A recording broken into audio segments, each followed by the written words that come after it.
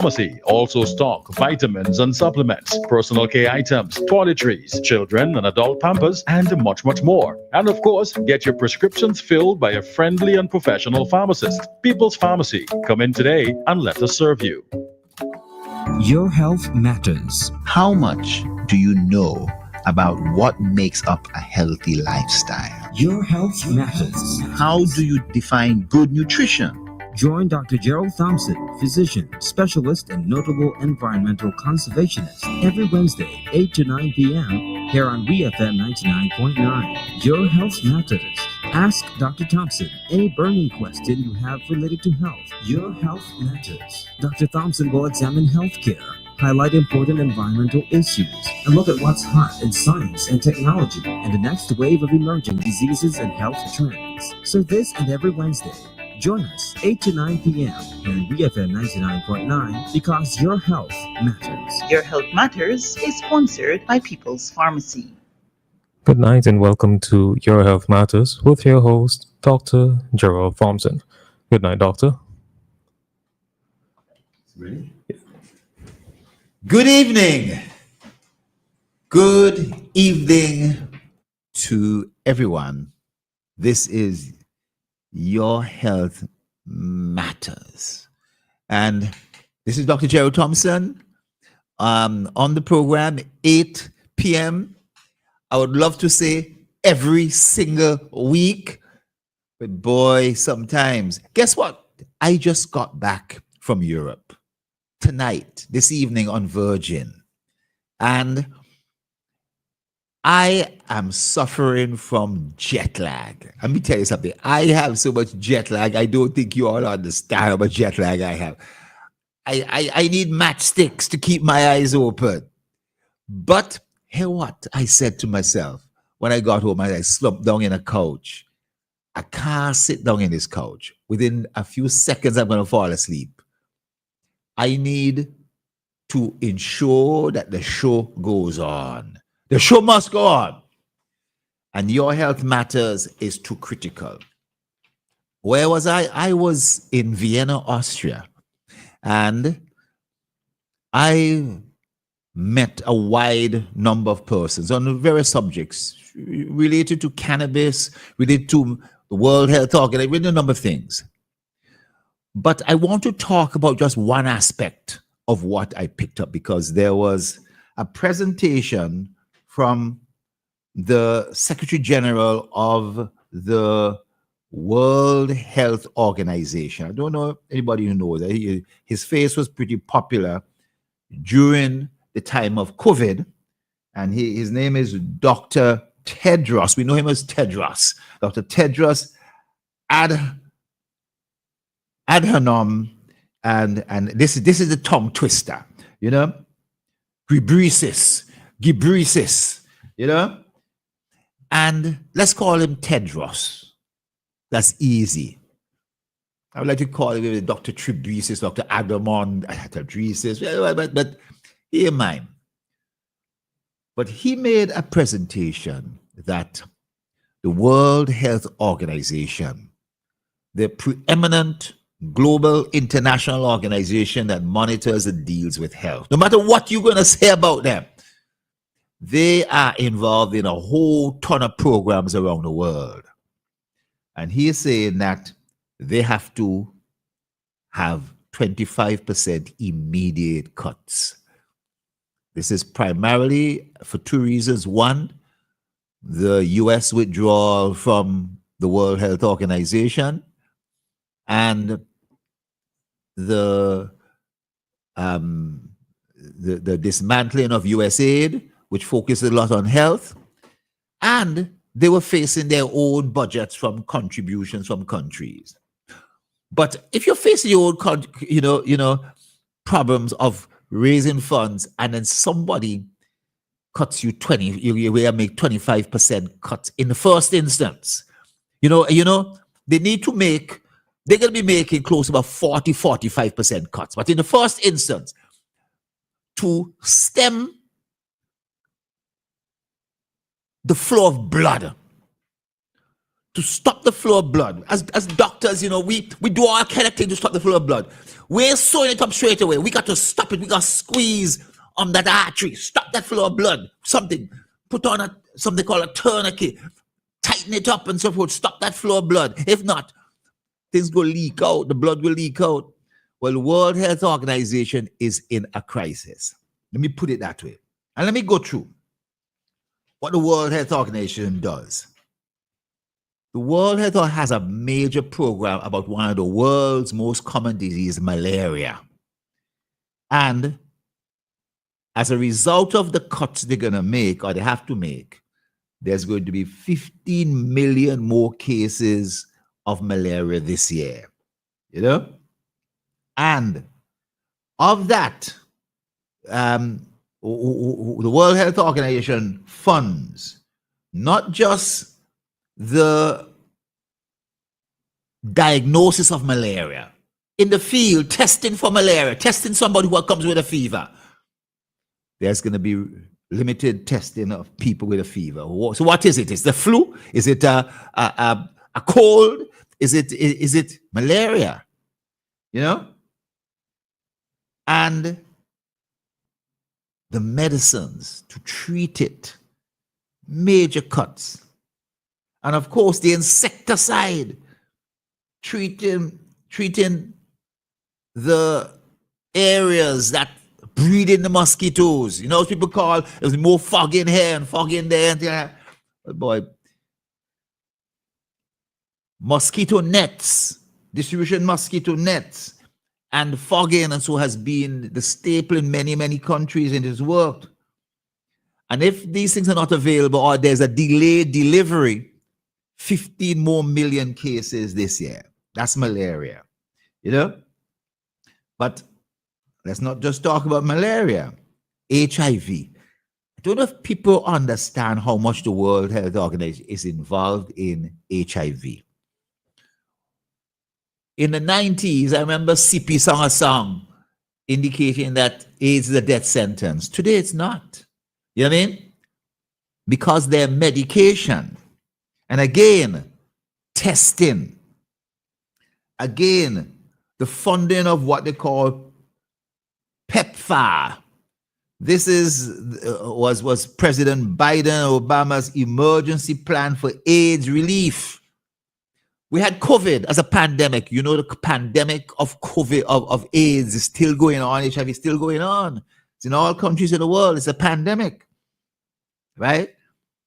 And there has been an immediate stop to services for HIV treatment, testing, and prevention in more than 50 countries. Let me say that again. In more than 50 of 190 something countries of the world, there's been an immediate stop to services for HIV treatment, testing, and prevention in more than 50 countries of the world. Now, 8 countries now have substantial disruptions to their antiretroviral therapy. They give out medication to HIV patients, which suppresses the virus and allows them to live virtually a normal life. Let me tell you that. But if that virus doesn't get the medication, it bounces back with a vengeance.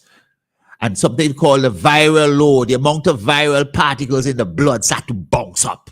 And when it does that, there's a chance the virus could turn resistant to the same medication that you were taking before. That's why we got to be careful about when we adjust and we give too low a dose or whatever.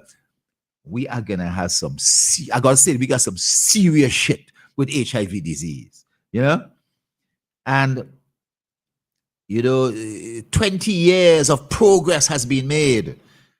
That 20 years is going to be lost, leading probably to more than 10 million additional cases of HIV, and an additional 3 million cases of HIV deaths, which could have been avoided. Now, the 3 million HIV deaths currently I'm telling you that deaths from HIV is 1 million. So by jumping up to 3 million, it's tripling the amount of deaths from HIV. Now, of course, these 8 countries that are stopping the medication are Kenya, Lesotho. I tell you, Lesotho, those South African countries have some of the highest amount of HIV in the world. 1 in 5 persons have HIV. I mean, does it sound strange? 1 in 5. You know? South Sudan, Burkina Faso, Mali, Nigeria, Ukraine. And I got to bring it home, Haiti. You know? Now, I've said malaria, I've said HIV, then there's TB. I wonder if you all know, you all think TB is an old disease. TB is now one of the most common diseases around. Just as St. Vincent, we give BCG vaccination. Has been working quite effectively. Other many parts of the world don't give BCG. They test to see, their policy is to detect it when it first pick up. You know? Now, this World Health Organization cut is going to cause crippling breakdowns in the TB response. Now, 27 countries in Africa, Asia, are facing crippling breakdowns in the response to TB because of shortages that's going to occur in terms of human resource. That's a 25% cut in the World Health Organization. It's not just resources, it's people, human resources.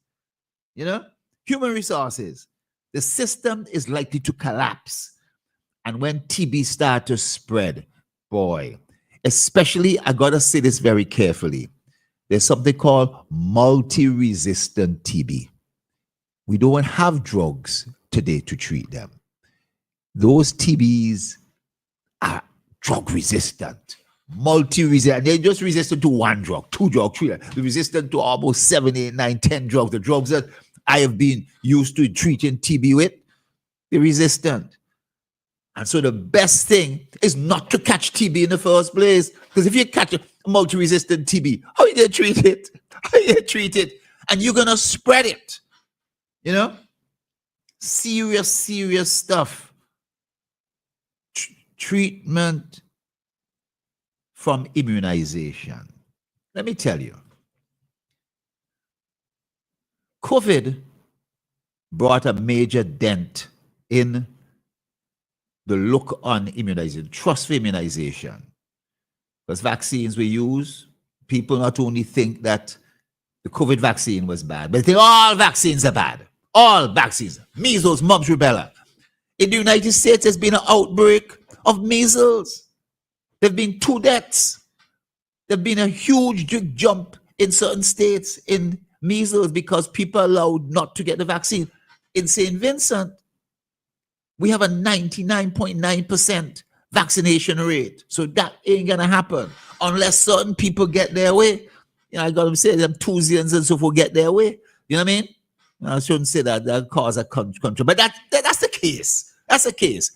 And a lot of people have built up some thinking that, boy, I want my child to get no vaccine in case this or that. Now,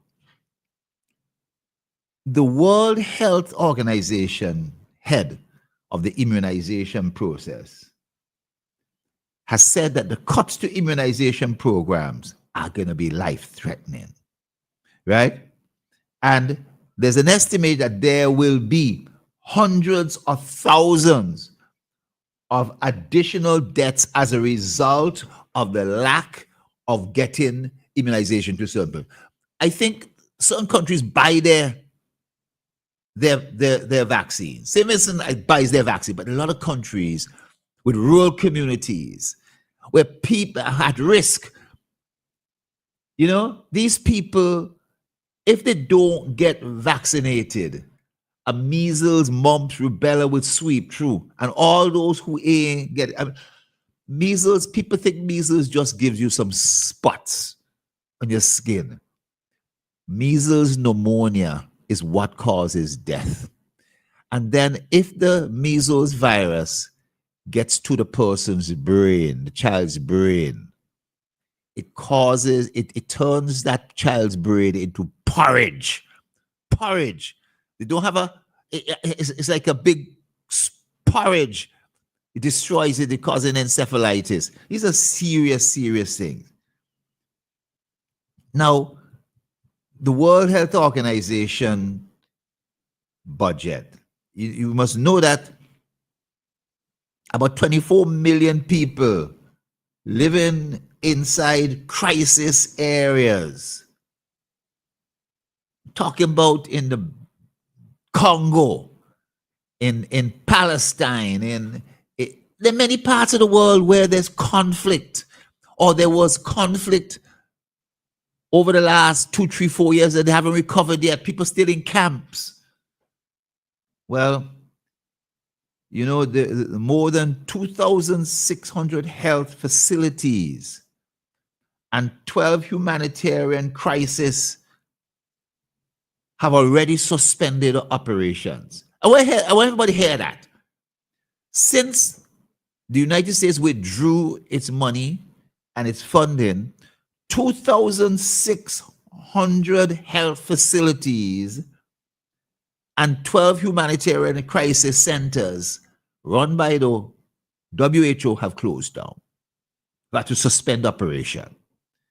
Almost 24 million people living in these crisis areas are at risk of not being able to access essential basic healthcare. I'm not talking about surgery and, you know, transplant a kidney and all them kind of things. I'm talking about basic healthcare, a cut, a bruise, a this, that, the other, measles, of infection of some sort. This is serious, serious problem. You know, talking about a lot of parts of the world, even places like Afghanistan and so forth.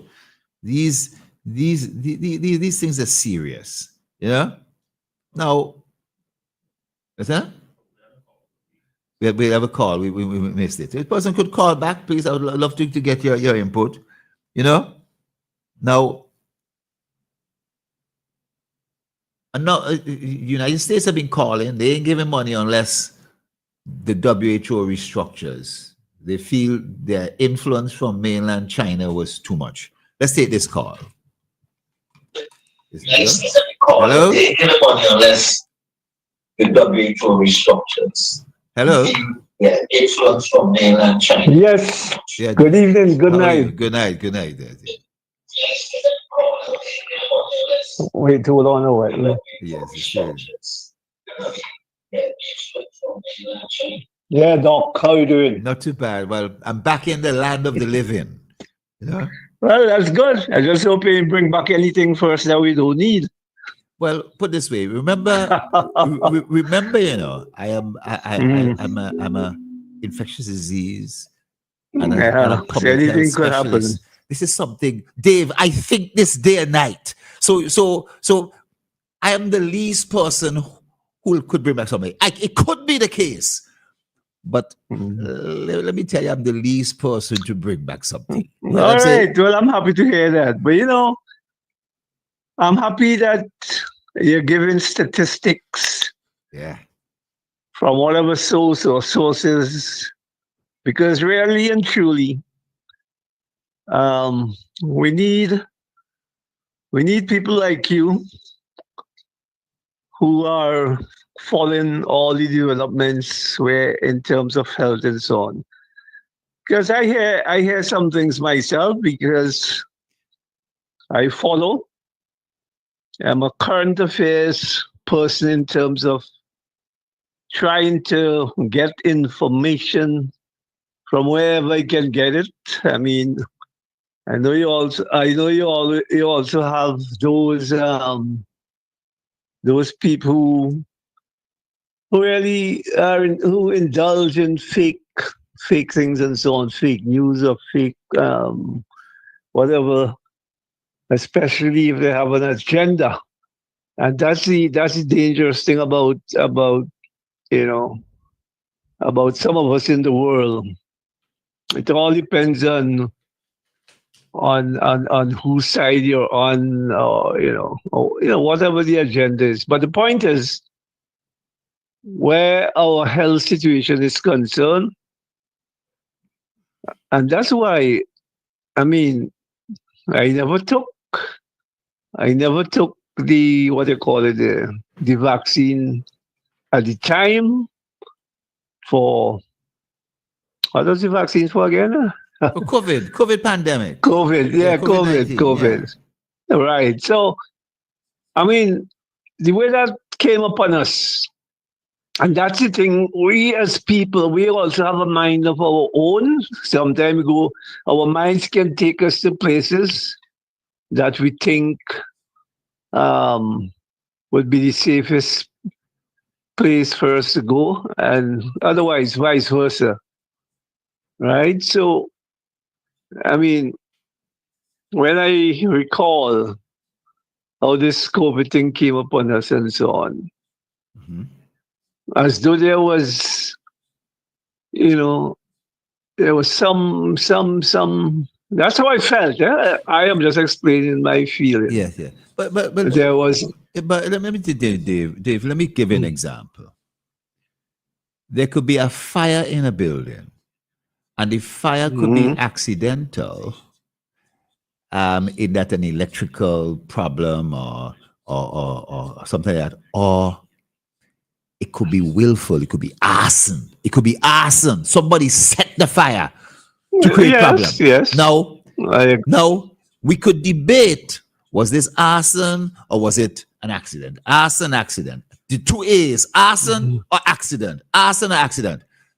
Or we could focus: did we get the people out of the house in time? Were we able to save life? And did we respond to the fire to save property to some degree or measure and stop it from spreading to other houses nearby so that the whole community isn't burnt up? You know what I mean? So I hear your example. That's how you really the COVID situation. That's how you look at it, from your standpoint. Listen, let me tell you something. I could talk about HIV disease. There was always the thinking HIV was man-made and somebody did this and so forth. But then, do we say, who get it? You know what I mean? And do we isolate? Let's test everybody. And all those who HIV, let's throw them away, put them somewhere, quarantine them for the rest of their life. You know what I mean? So they won't spread. Or TB. If you understand TB, and the other associated aspects of TB, I'm giving you these examples of TB and HIV in comparison to COVID that ultimately you have to stop it. And you are justified totally in asking, where did it come from? Who caused it? Who should we punish? Or this, the other? Yes, that aspect, but that isn't an aspect that you have to, whilst you're trying to solve that problem, guess what? People dying. You understand? And the problem is spreading. For TB, it's spreading. For HIV, it's spreading. For COVID. And that's why these things, when you're dealing with a pandemic, you have to use measures to stop it. The usual measures that will stop an epidemic won't necessarily work. You have to do that and more, much, much more. And so lives are possible to be lost, eh? Lives, not like possible. Lives were being lost. We lost throughout the world. There was over 8 million people who died, and there's over 100 million people who are still being affected by COVID in terms of their brains, in terms of this. And guess what? There's going to be people who said after 6 months, everybody take the vaccine will drop down dead. Then they revise it. No, after a year. And then they say after 2 years, 2 years have passed. But people come and say, well, boy, a whole set of people dying from COVID, whole people dropping down. If you see people dropping down from COVID still, it's a lie. It's not true. You understand? somebody who gets run over by a car, you know, they had a But vaccine. what about those? What would you say about those people who didn't die, like me? I mean, even though I don't know when death will come and so on, but what about after going through Well, this pandemic? Well, put it this way. What about Yes. what about those people survive who didn't know. die? Well, look at guys like me.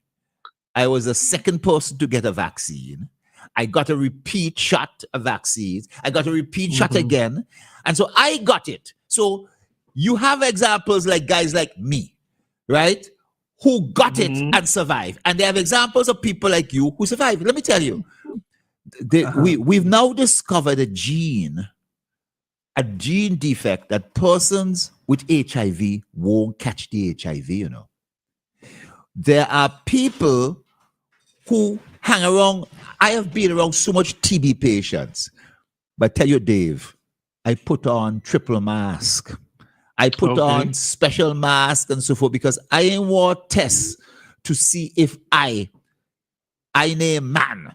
I am big and I will never catch TB because I'm healthy. Nah, that TB could affect me if I don't take the precautions. You know what I mean? And worst of all, as a doctor, if I got it, I would end up spreading it. I could possibly spread it to a whole set of cancer patients and other things like that before I find out that I actually have it. You know what I mean? Because no one would suspect me. So I am saying that you surviving and I surviving. Don't say, but the vast majority of people who died from COVID here in St. Vincent Grandy died because they did not get the vaccine. I never got the figure though as to how many people died as a result of COVID in St. Vincent Grenadines. Do you have any? Yeah, we have those figures. Those figures, you know, things have significantly slowed down. Luckily, the virus changed. The virus evolved. And the COVID virus evolved to become more infectious, but less deadly. In other words, the virus wouldn't kill you, but it would spread like wildfire. So the first set of COVID was hard to spread. But if you caught it, crapple, smoke your pipe. Yes, sir? But on the other hand, later, those who caught the COVID virus, because it evolved, it evolved to become more infectious, but not more deadly. You know what I mean? All right? Yeah, but what surprised me, I want to come in here with something. What surprised me, I thought, even though I wasn't so, what should I say, interested at the time in terms of, diseases that affected us in the past. Yeah. Like I remember when I taught for a while, I remember, as it was common in those days, in the past, once you find yourself among school children or where you're gathered and so on, because I remember I got chicken pox. Yeah. I got a taste of measles but I thought at that time those things were taken care of. I believe Dave, those things were done with. But now hearing all of these recurring, No, they are coming back. In St. Vincent, we have a 99.9% vaccination rate. So we don't have cases of measles here in St. Vincent. We don't have cases of mumps and rubella and those sort of things. Yeah, right. Yeah, we don't have cases of polio. But if you start to see about 2,000-3,000 people not getting their vaccine, you bet within a year we start seeing outbreaks of measles, just like what's happening in Texas and so forth. These are facts. In Scotland. These vaccines, you're talking about vaccines when a baby just born or when you just born. Yes, yeah. We talk about, and each vaccine is different. We give them a different schedule. You know what I mean? So yes, the ones that are given, if you could prevent polio very early in life, Therefore, you've done well. There are only a few countries that still have cases of polio now. You know what I mean? Yeah. And One person I know survived and made a good. I always remember that story about the Indian spin bowler who what is his name? Chandrasekhar. He was an internationally yeah, well-known cricketer for his bowling, yeah. and they credit that as a result of him getting this kind of what how you describe it is the way he was shaped. Because his body, polio is a thing that affects your muscles or bones or whatever it is and so on. Yeah. And he distinguished himself. So Yeah. he's one person I will never forget when Yeah, well, the story well, was told. Well, he might be an exception, but I want to tell you, I've had an opportunity to go to northern Nigeria, where because in northern Nigeria, in the Boko, this is before Boko Haram came up, the Muslim cultures were convinced that the polio vaccine really had in AIDS, laced with AIDS, and that the Americans who were pushing, the World Health Organization, who were pushing getting the polio vaccine was trying to give them AIDS, right? And as a big campaign on the ground, activists went around and said, don't take none. And for about 3-4 years, nobody took. And then there was a massive outbreak of polio in northern Nigeria. And the outbreak was so massive, guess what? It spread to 6 other countries around northern Nigeria. Mali, all them other countries having cases of polio. Nelson Mandela pushed so hard. He wanted to rid Africa of polio. But the anti-vaxxers, really came in. And I tell you how this goes, There were Christian, I've got to say this very carefully, because there were Christian groups who belonged to certain denomination who came in and told the people, don't take none. You understand? And use false things like, that polio got AIDS in it too, to simplify it. Say, really? That got AIDS in it? They want to give me AIDS? Oh gosh. And they were able to use that campaign. But when that outbreak of polio started, people were angry. They had been fooled. They'd been tricked, and their kids were now crippled. And if you ever see, dozens and dozens and dozens of kids who are crippled, physical child cellular. Anyway, Jave, listen, we gotta go. So thanks for calling in. Thanks for calling in, man. All right. Okay, yeah, sure. Yes. Now, I know a couple of persons were trying to call in there, but I want to just say that the World Health Organization funds a number of what they call emergencies. The Red Cross goes in, but the World Health Organization, where there's outbreak, I'll give you an example, Ebola. When an Ebola outbreak takes place in the Congo or one of those African countries, you need to have an emergency team going in. Why? Why do you need to do that? Because in today's world of global travel, there are going to be persons who say, boy, Ebola outbreak, let me leave this area now and travel back to America. Let me travel back to England. But here what the problem is, they may have already contracted the Ebola themselves. So they're traveling with it, So you need health emergency teams to go in to show the local authorities and so forth how best to handle based on the experiences over the years. I'm not saying things ain't gonna go off and some things ain't gonna go right and wrong, but boy, you need a professional thing or you're gonna have a problem. Now, the health emergency process, they basically operate with about $12 billion a year. They're going to have to get cut to less than $1 million. Hello, yes, good evening. How are you? Dr. Thompson? Yes. There was an announcement made by a country last week. I can't remember the name of the country now. that there was an outbreak of bird flu. And then the person who was handling the program says that the way you could catch it is by using pasteurized milk. I don't know what is pasteurized milk. It was what? You could catch it if you use pasteurized milk. Pasteurized. That's the word they use, pasteurized milk.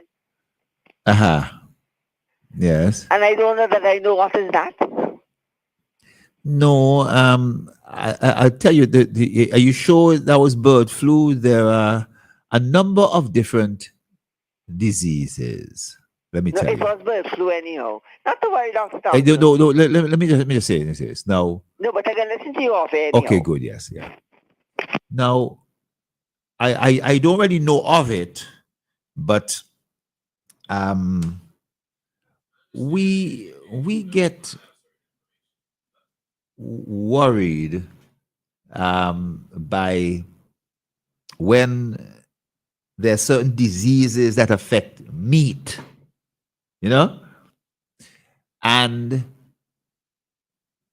there's certain disease that could affect meat. With cows produce milk. I mean, you could get goat milk, you get donkey milk, you could get milk from other things, you know, and so forth. But cows are the main source of milk. And if cows have certain type of illnesses, right, it can also affect the cow's milk. And there's some special measures that are done. The cow's milk that's imported to St. Vincent is measured in a certain way. Now, I'm not too sure it is linked to avian flu or bird flu, you know what I mean, as we call it. There's another type of flu called swine flu. Swine flu, this is pig flu, you know what I mean? And that's the origins and so forth. But it's mainly the pig and other related animals that's going to become affected, and so in that way. But I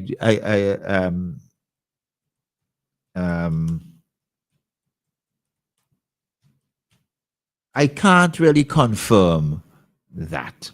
You know, I would say powdered milk is really a very convenient source of food.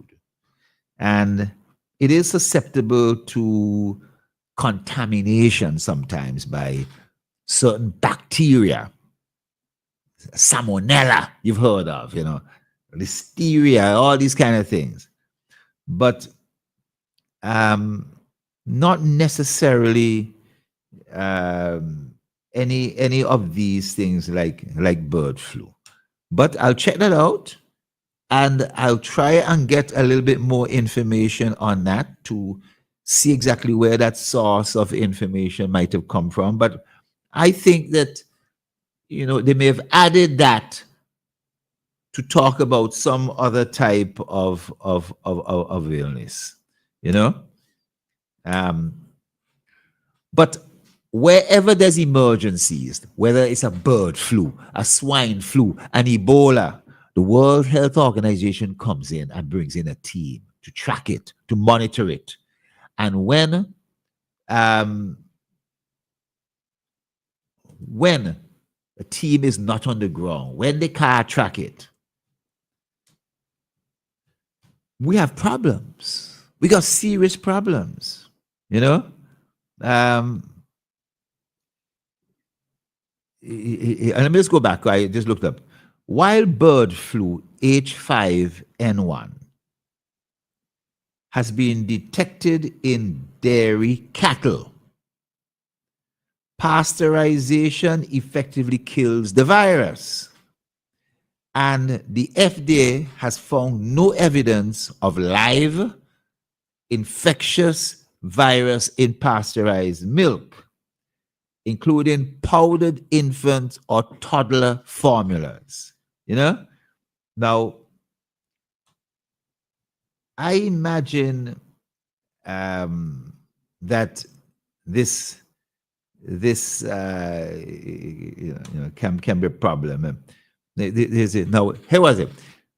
If you drink raw, unpasteurized milk contaminated with the bird flu, this is different.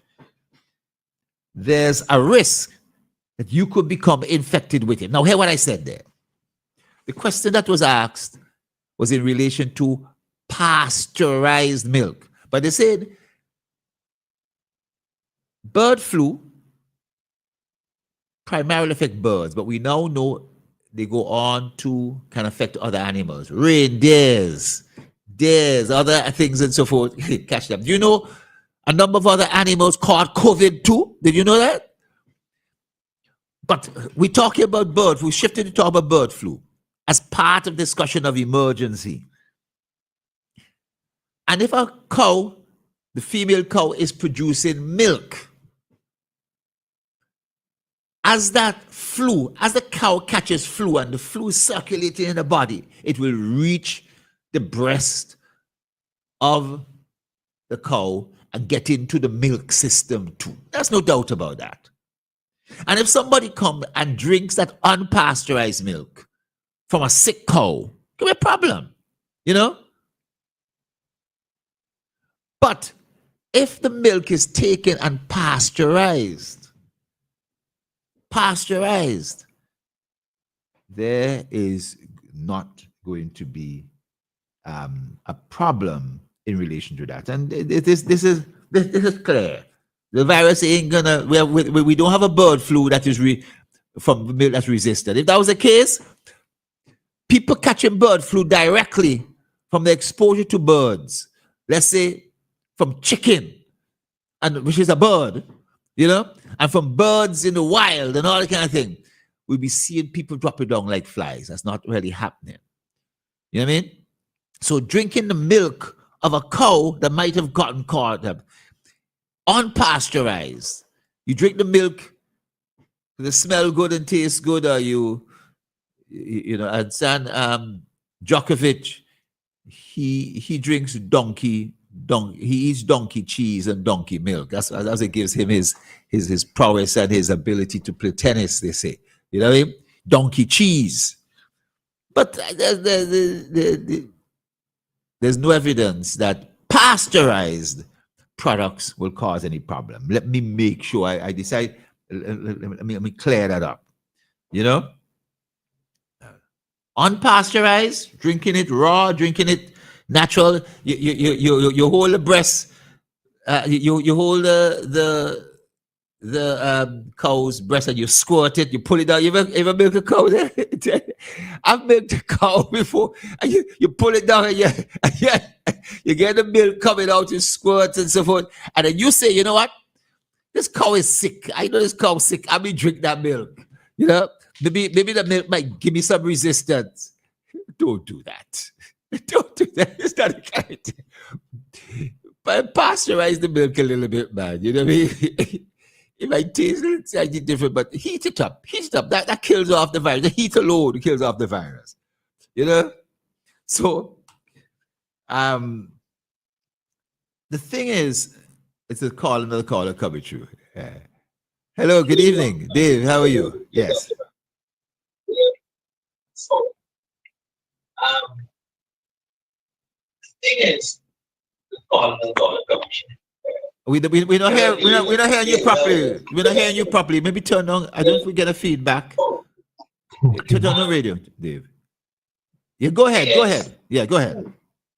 Yeah, I just called back quickly to say, I remember my maternal grandfather, so to speak, and I were in the mountains or in the lands or whatever, and you drink that raw milk. You drink that raw milk as you squirt it. Yeah, man. Yeah. That happens in a lot of places. But guess what? If you want to be sure, you set a little fire. You set a little fire with some woods, with some piece of wood, and you have a teapot, and you put the milk inside it. You heat it up just a little bit, please. You heat it up a little. I understand. In the same way, say wash your hand. Wash your hand. That was a mindset, I think, back in those days of the older generation. He felt good, he said, come on, drink some fresh milk, directly from the cow or whatever. However, Well, and I drank it. well, listen, And but Dave, uh-huh. Louis Pasteur only Mm-hmm. discovered that pasteurization of milk was a Mhm. good thing 120 years ago. 120 Okay. years ago. And for almost 15 years, people were laughing at him and saying it's a joke. So pasteurization is something that's less than almost just over or just less than 100 years old. Before I that, hear you. going back Mhm. to William the Conqueror, with Elizabeth the First, Well, going back you're to, going real- to you're the going back Bible, real. to the Bible and all that Right. kind of things. They used to drink the Mhm. milk just so. But boy, I tell you, diseases have now taken over. Multiplied rapidly. That's what I would say because Yeah. because of the science and all of that too. It's not because of the I would science. The say. science has allowed us to come with a solution. But let me Well, tell you, okay. let me tell you something, Dave. I don't think you understand what happened. There was a disease called the plague. The plague I heard was about- I heard I know about you. I know that. you. Listen, Dave. In the United Mm. States, they still have about 5 cases of the plague each year. I remember in 1991, a black family contacted me because they were in a hospital in a part of the United States where Yeah. their loved one had been diagnosed as having the plague. And when they read up about it, they Okay. were embarrassed. They were saying, this can't be true. So they asked somebody who is a black infectious disease specialist. So they flew me out to a particular place. I'm not going to say the state. And I was able to Right. examine the books. And yes, that person had plague. He was one of the 5 cases of plague. But guess what? We're back in the 1300s. There was no antibiotics. Science allowed the development of antibiotics. The amount of people who used to catch clap and syphilis, Dave, Mm. and now we have antibiotics that can cure it. Yes, sir? We should not say science caused more gonorrhea and syphilis, or science caused more this and more that. You know? I know. I know you will defend that strongly, but don't forget too. I drank a lot of pasteurized milk at one time. So did Remember we I. had So the- did I. Before Diamond Dairy, when I was young, just after school, going to school, I think we used to get we had this pasteurized milk from Camden Yes, Park. but You- Dave, you know, Dave, all I am saying is that there's nothing wrong with pasteurized milk that is good, that comes from a cow that is clean and safe. But if the cow, if the cow, I understand. if the cow has a disease and Well, is producing we have milk, come. don't yeah, drink we the have come milk a from long the way. cow. Yes, I sir. hear you. That's all. This We is a have come simple thing. along where We're not sci- saying the science. we're not saying that unpasteurized milk is bad. I am saying don't drink unpasteurized milk from a cow that is sick. That's all I'm saying. If the cow But is then sick, you will.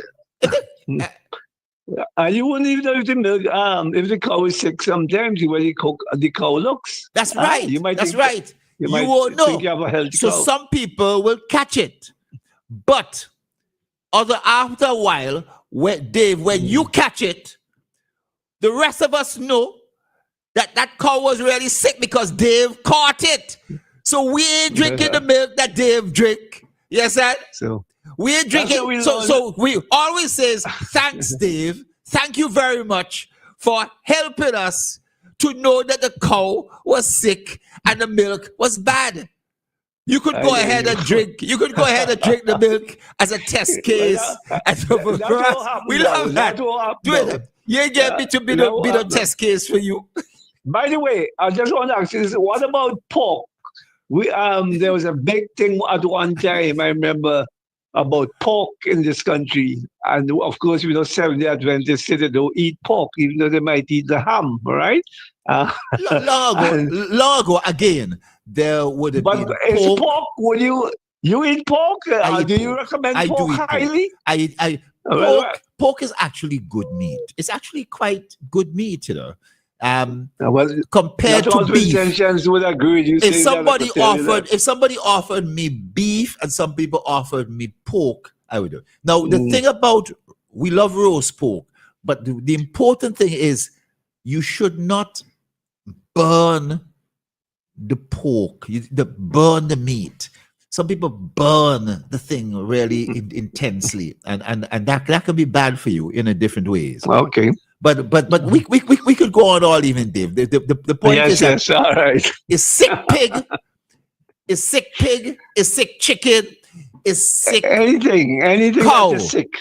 anything that's sick, right? A sick dog, a sick cat. No, let me leave those out. Don't eat those Yeah. things.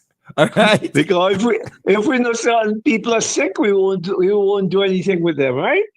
That's right. And the same thing with COVID. So with COVID, somebody has COVID, you go hug them up and tell them, cough it to my face, please. You know, let me join. Wow. Anyway, Dave, I got another call. We got another call. We talk. Yes, good. Yeah. Hello, good evening. How are you? No, good evening to you, sir. I'm fine. What about you? I'm fine. No, I can tell you something now that can sound like a joke, but it is so true. Huh? I'm going to tell you something that sounds sporty, but it is very, very true. Okay, go ahead. Yeah. I know a man that had a cow. He used to get the cow breast and wash them off with a hose, a pipe hose. Yeah. And then, but the cow breast and suck the milk straight from the breast. That sounds sporty, but that is a fact. And guess what? And the cow didn't trample him. No. Okay. All right. I wouldn't take that chance. That probably was his pet cow. I wouldn't take it because you never know the fact of touching the cow could aggravate, stimulate, could do all kind of things to the cow, and the cow could take some evasive action if it don't like exactly what you're doing. You know what I mean? Yeah. Oh, how it feeling?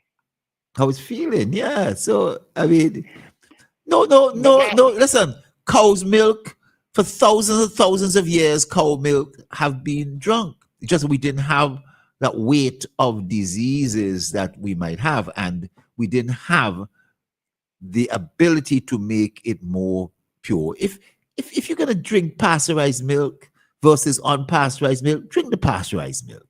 You know what I mean? That makes sense.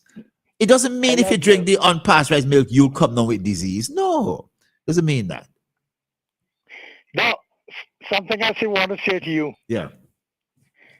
I think the Vincentian people are lucky to have a doctor like you to come every Wednesday night religiously unless something happens. Listen, let me tell you. To speak with them and give them a lot of medical knowledge. Yeah, and we need a doctor like you in Barbados who will do that for us. Yeah. I could talk to me a morning, see if we could get her to hook you up with CBC on a night a week to get you to come and speak to the major people too.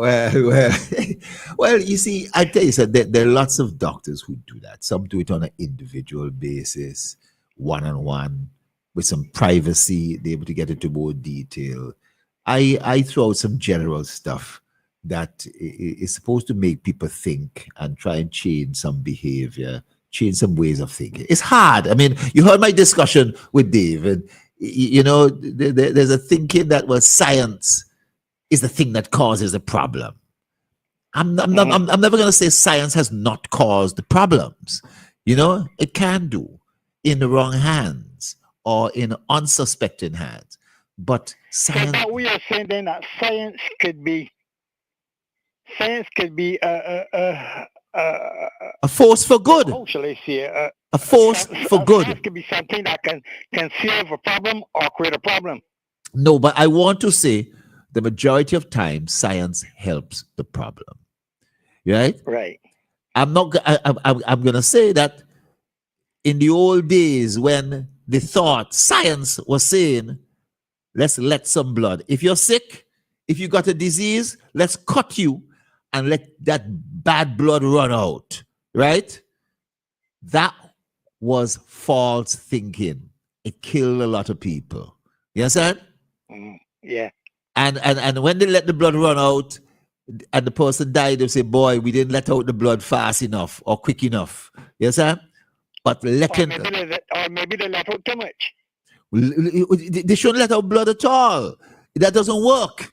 You understand? It was not a proper method, but those were the days they had not discovered bacteria. They had not discovered viruses. And so they were using pseudoscience, false science to try and get an effect. You know what I mean?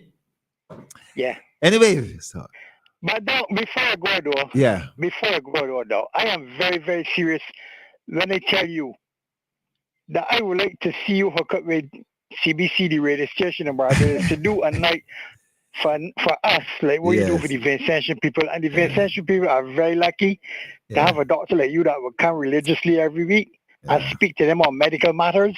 And I'm sure that they would be great beneficiaries of the kind of knowledge that you impart to them. And I would like to see that happening in Barbados. But doctors in Barbados ain't got the time for the people. They're only interested in making money. We can discuss it. Well, I'm going to surprise you. I'll tell you, I am coming over to Barbados in another 2 weeks.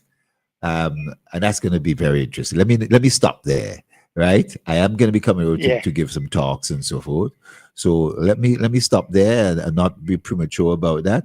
I want to thank you very much for calling as we are at the end of the show. You gotta keep me abreast of what's I will do. I will do. Nice Montgay, nice beer.